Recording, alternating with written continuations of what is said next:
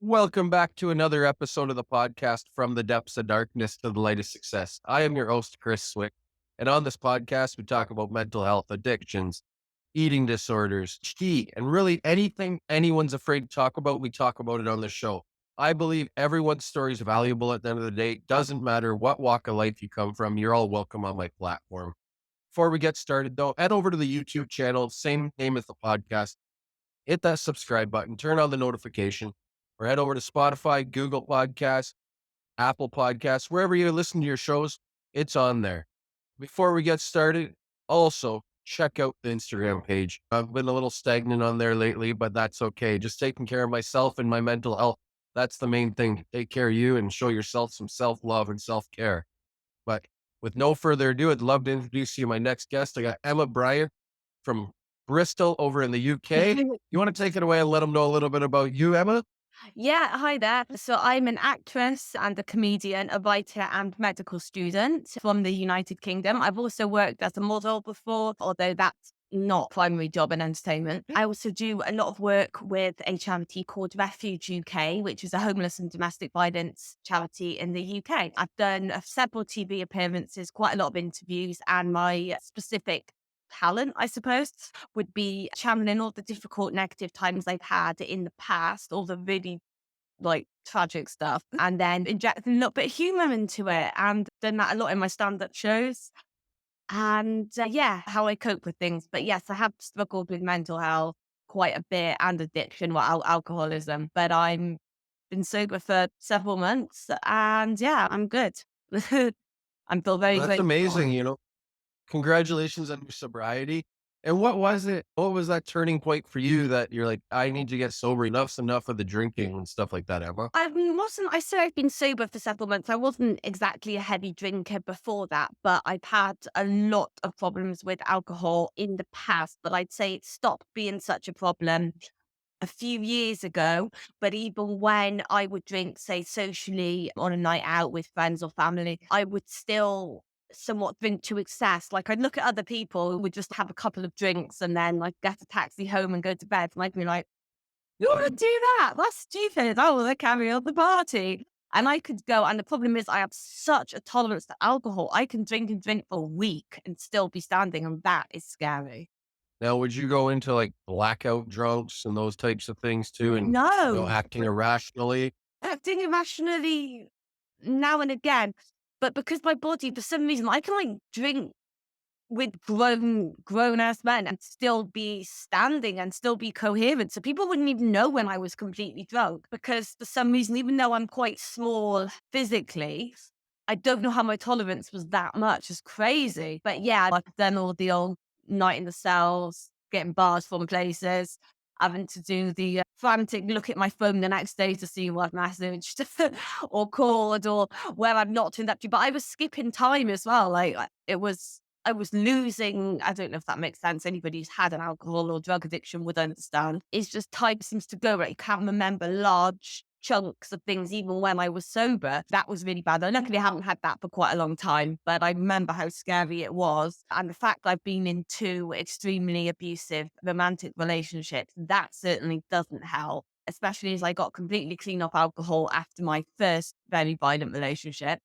Um, but then getting with another one who was equally as toxic and heavily into drinking drugs as the first one, it didn't really help. So it was like I put the work in and then I ended up going back to it. And then it got a bit worse because even when I ended that relationship, thankfully the guy got arrested and was caught and everything. And that was great. It was going through it once and then going through it again. It left me with a lot of trauma. And I thought I was going out drinking and celebrating, being free with my friends, whatever, because I feel like the majority of my 20s I spent in really bad relationships, which I did.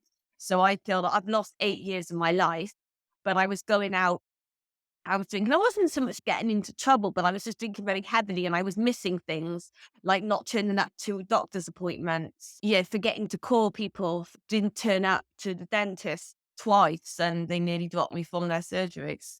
That sort of thing. Nothing like really catastrophic. I've never done anything, absolutely life changingly awful, but it's lots of little things, especially the tolerance that I have to alcohol, the binge drinking. That was the problem. I've never relied on alcohol to get up in the mornings or anything like that. But I could be, no, that's not true actually. When I'm binge drinking, which I have done a lot of in the past, my family certainly know about that. Yeah, I mean, I could wake up in the morning and just carry on, or wake up any time because you lose real concept of time when you're in that kind of state.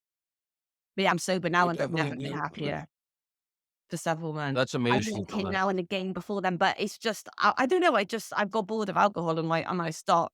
And I used to use drugs years ago, but I haven't since. I've lost count a long time, a very long time, years. Well, that's amazing. Congratulations on your sobriety. And all we can do is one day at a time and taking care of yourself, Yeah. knowing what's best for you. We're the only ones that knows what's best for one another, sort of thing, and ourselves. It sounds like you know what's for Emma, and that's amazing. Think I do the majority of the time. You talked a little bit at the beginning, working for this charity, and what drove you to work for this charity about homelessness, abusive relationships, and those types of things. What drove you to give back to that? Was it the traumatic and abusive relationships you went through? Yeah, it was. I got contacted by a national newspaper in the UK to do a story about financial abuse, which was something I'd suffered really badly with both of my relationships. I mean, I've had relationships that haven't been abusive, but the two long-term ones in my adult life, they were extremely abusive. Yeah, in many ways. Yeah, so I did this article about financial abuse, and then I was contacted by Refuge UK.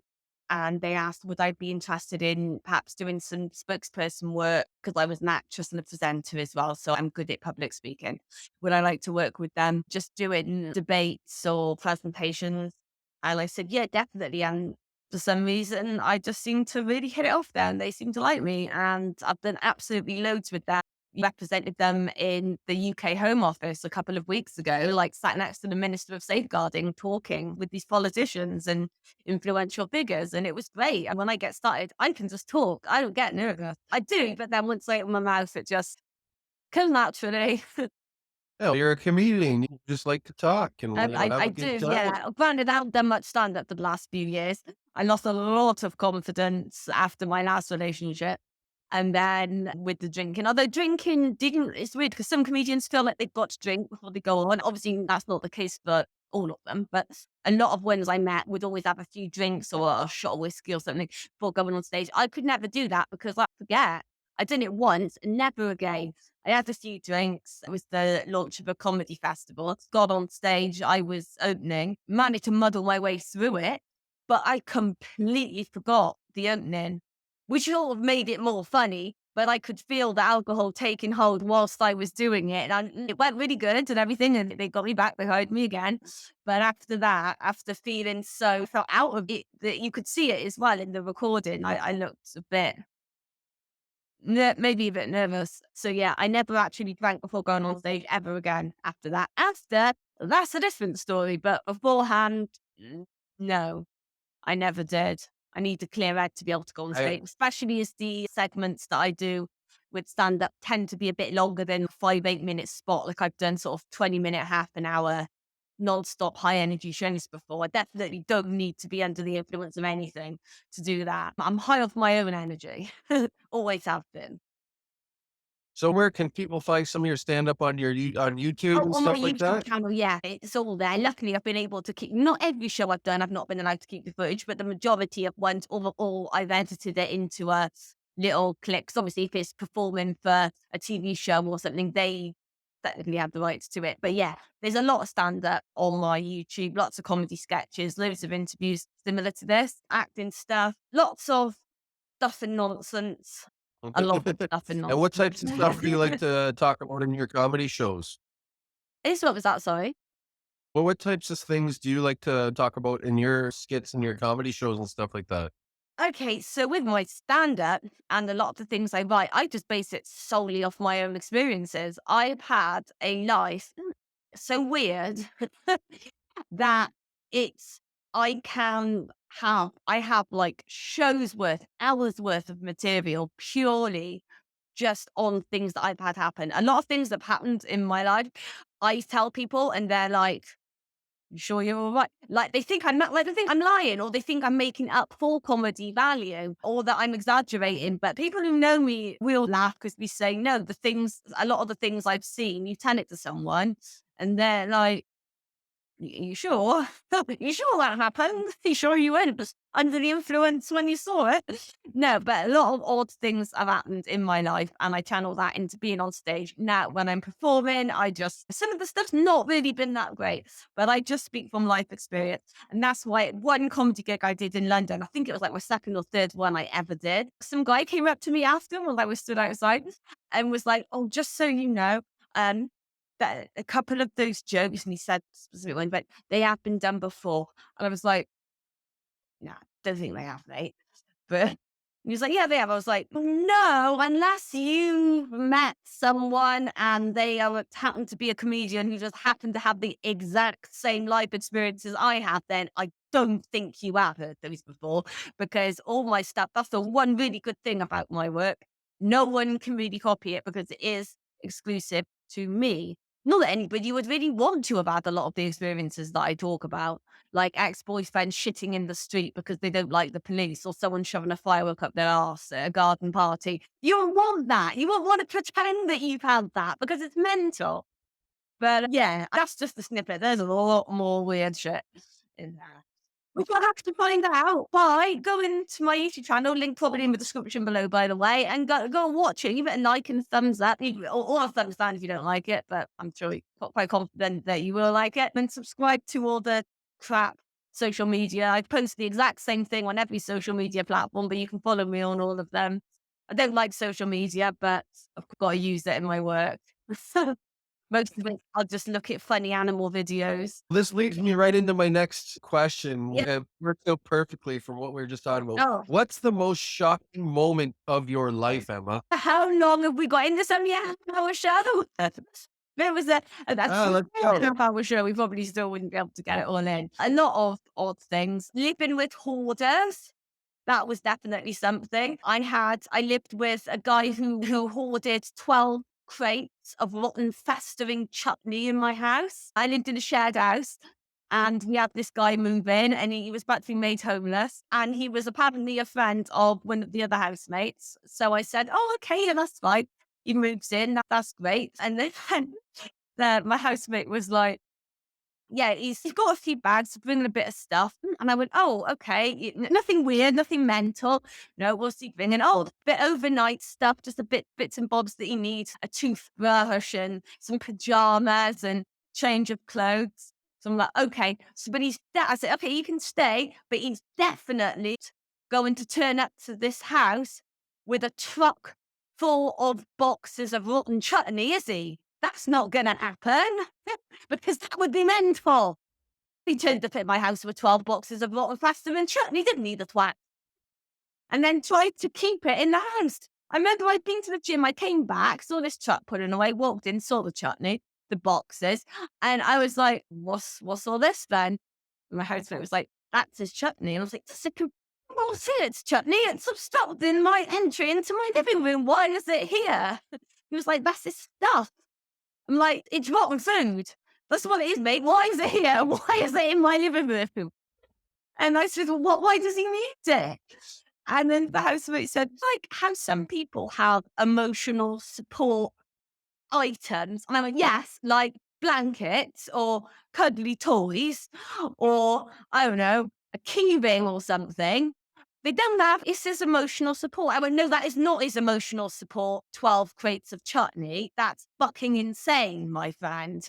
Get it out of the house." And then ended up with, when I went on holiday with my housemates, that chutney hoarding weird bloke stayed there. And then he kicked us out, changed all the locks, and squatted in the house with this chutney.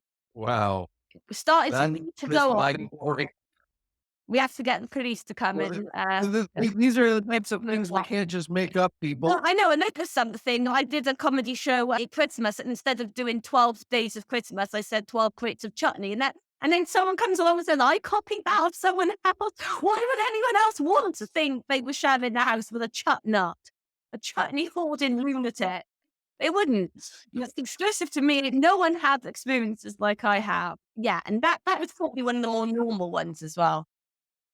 Go to the normal. Destructive things. And they're not destructive because we got locked out of our house. Yeah. It all resolved itself So in the end, and he got carted off, chutney and all. We never saw him again. started off I never chutney and all. chutney There you saw him. go. I seriously haven't. I'm really put off. I mean, to be fair, I never liked it much anyways, but I certainly don't like the stuff now.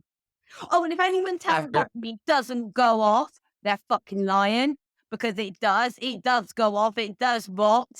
And I know because I've experienced it firsthand in my own house. And that, my friend, And this show, is the story of the chutney. the story of the chutney people. The, or just So the chutney, as I refer to it as, quite fondly. as we all know, though, this show is about mental health as well. We have some laughs and everything. And we're Mm. on a more serious note, though. What strategies do you use to calm yourself down when you're with anxiety, Emma?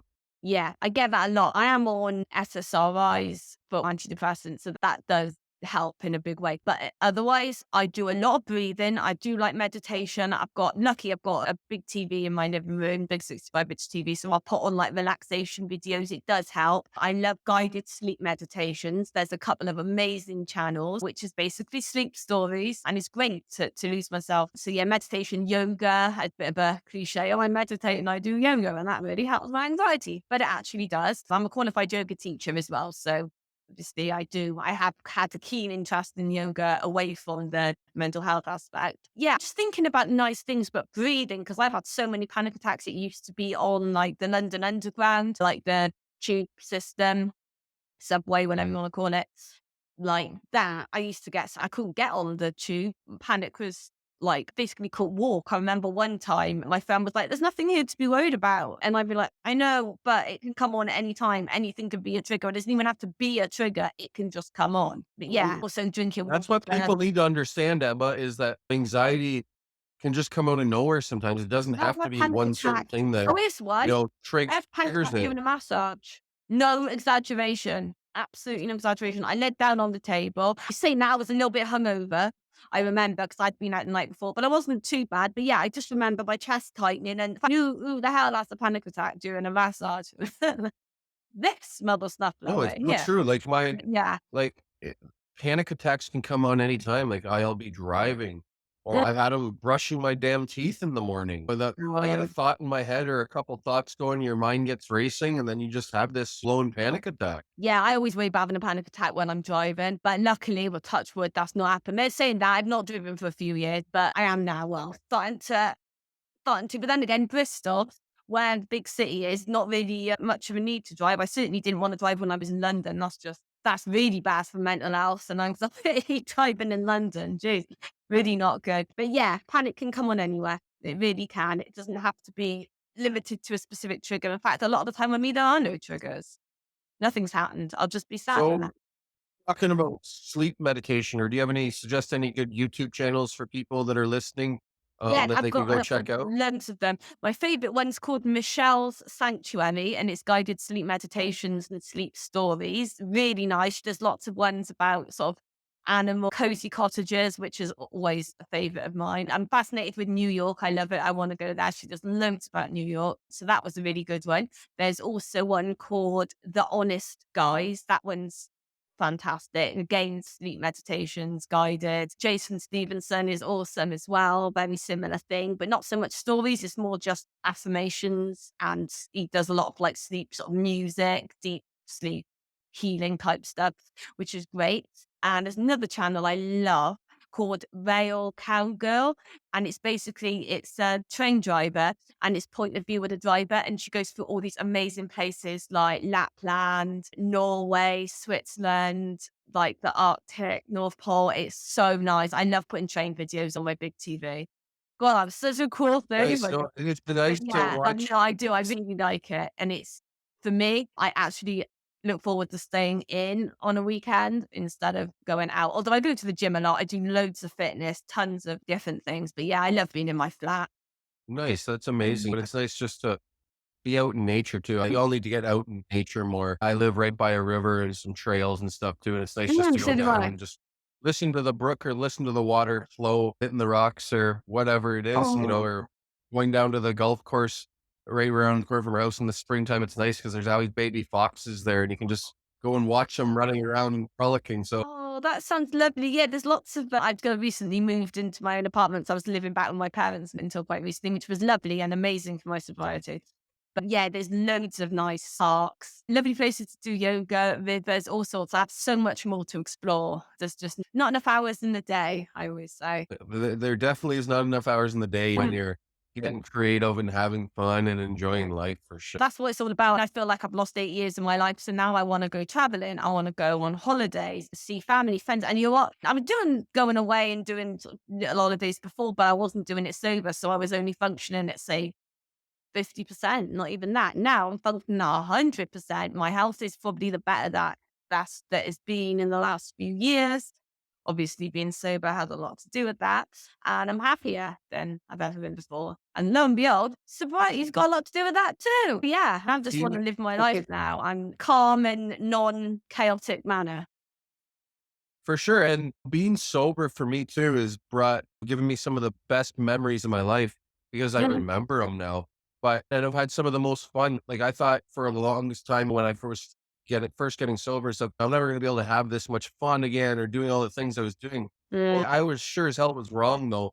I'm having much more fun than I was getting drunk and high and stuff like that because I was just causing so much chaos in my life. But now I'm not causing there's still chaos in my life, but I'm able to manage it a lot better without drugs and alcohol in my system and in my life now. Yeah, for sure. Definitely. It wasn't so much drugs that was a problem with me more. It was but alcohol is a drug. And I still go to AA and I do like it. I wouldn't say it has helped me, but I made the decisions myself and I can go out and drink socially and be absolutely fine if I'm with the right people. But yeah, I'm just happy because I do so much sport, so much fitness and stuff anyway. It's just not feasible to really be hungover all the time. But yeah, don't get me wrong. Like when I go out with my friends or go on holiday, I'm cool with having a couple of drinks. I just have to make sure I'm with the right people and that I don't allow it to continue into, say, the next day, because then that's the threshold broken and I can binge. Like I'm going away with a friend in a couple of weeks, and we might drink, we might not. Don't know. We just want to go to the beach and go for nice walks. That's amazing. I hope you enjoy that time and make Yeah. the right decisions and don't do stupid things. Try. I don't think there's much So what is the most important thing, Emma, you've learned about your mental health this year thus far? this year that one thing I've definitely learned is that the bad things that have happened to me in the past are not actually my fault. Yeah, it took many years for me to realize that, but now I actually believe it. I believe that it wasn't me that was the problem because I used to be like, I, in a couple of toxic friendships and then the toxic romantic relationships I was in. I'd think, oh, it must be me that's the problem because these people who have nothing in common, they don't know each other, they're from completely different walks of life, but they're all saying and acting the same way towards me. So it must be me. But then I thought, no. But then I just learned, and it's taken years of therapy, never worked. It took me understanding it myself that no, they have all got one thing in common. They're toxic and narcissistic, and that trait that it's a known, they share the same traits like targeting someone that they know is maybe like I've never had that much self esteem, that sort of thing. So it wasn't me, it was them. And the reason that they were all that, yeah, they might not have all known each other, might have been different times in my life or not. Shitty people share a lot of the same traits. And And I what would be actually some like understand red that flags now. for Took for many sure? What months would of therapy and CBT of people telling me it, but nope, it just came to me when I was crossing the road to go and do my local shop in Sainsbury's. And it was like an epiphany, like a revelation. I thought, oh, yeah. And then went and did the happiest food shop of my life. But yeah, seriously, that was only 3 weeks ago. But I well, just at was least you've happy. And I've come got to my that family as well realization. around me. I live a lot closer because I was living in London, but all my family are from this like West Country and Wales. Yeah, I'm living a lot closer to them for the first time in many years. So that's brilliant. That's amazing, and then it's nice that you've come to the realization that it wasn't Emma's fault, all the stuff that had happened and was going on and stuff like that. Now, what would be some red flags for people listening to if they're in that sort of type of relationship with a narcissist or a toxic person as well? Like, now, don't get me wrong, I still have times when I think, oh, maybe this was my fault, or maybe this was all me. But red flags is definitely controlling behavior, questioning everything, twisting reality, gaslighting, as I believe it's called. Like, I had an ex-partner who would get so jealous if anyone complimented me, if I got an acting job and he didn't, if I got promotion in my day job, that sort of thing. It was jealousy, and I didn't really realize it because I thought, well, why would a grown man be jealous of his girlfriend? Right? Aren't couples supposed to support each other? Clearly not in the case of this maniac and many other maniacs like him. Or her. Narcissist can be anyone. But definite red flags. I used to gut feeling really. If something doesn't feel right, it's probably not. I believed I had reason. No, but my reasons for staying in my past couple of relationships purely was threats and blackmail towards me and my family and my friends. And one of my ex-partners been in and out of prison pretty much his whole life and probably will be for the rest of his life. And the other one, yeah, been in trouble with the law, I believe. Physically, violently attacking me was what got me to leave. It all escalates. So even little behaviors like constantly correcting you, or there's loads of stuff that, like, seriously, there's so many red flags. With me, there was a lot of things that I should really have picked up. Oh, asking for money, that's one of them. Yeah, making you feel guilty if you don't want to pay for something. If you don't, like, oh, no, not want to pay. If they ask me for money and you know damn well they're going to go out and buy alcohol or drugs with it, and you say no because I want to help you get clean, and then they just treat you like a piece of shit because of that, and just yell. Obviously, that's not going to be the case in a lot of relationships, thankfully. But in mine, yeah, I mean, both my recent ex-partners were alcoholics and drug addicts. Lovely. Makes me sound like I come from such a lovely background. I do, actually. I come from an extremely educated and academic family. But my family stuck by me through everything. And now we're closer than ever. That's the So main thank thing. you to all the people who tried to fuck up my life.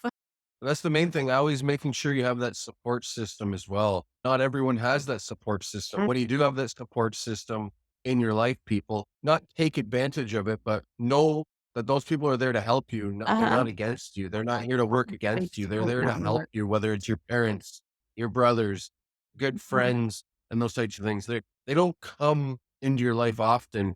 When someone's there to offer you a helping hand, sometimes it's good to accept it when it's needed. 100%. So, what words of encouragement before we get going would you share with someone who feels stuck, Emma?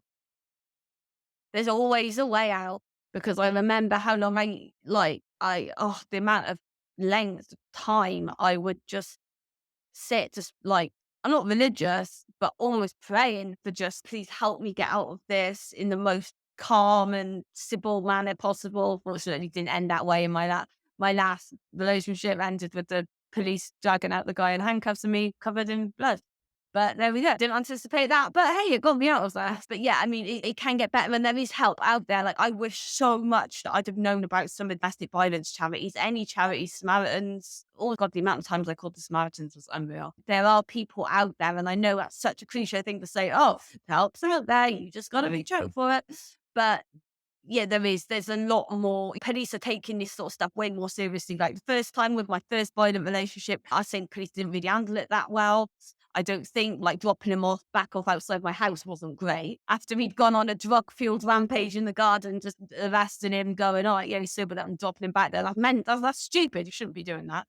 But yeah, and then on the second time, no, the police cracked down on it so good. Like, they detained him, they got me out of there, they checked up on me, gave me victim support, which has been very helpful. I know some people don't feel they can turn to the police, but honestly, like, domestic violence is becoming a lot more talked about now, for men, for women, for and anyone and everything in between. Yeah, it'll get better.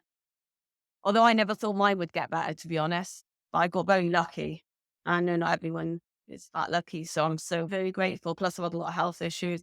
So yeah, I'm grateful for everything. And when I heard about when the lockdowns happened in the UK, no one could go out. Obviously, it happened all over the world, but for me, relevant to me in the UK, just think, wow, because I only got out of my second abusive relationship 3 months before lockdown. So I just think, wow, you know what? If I'd have been there, if I'd have been in that relationship during the lockdown, I wouldn't be here now.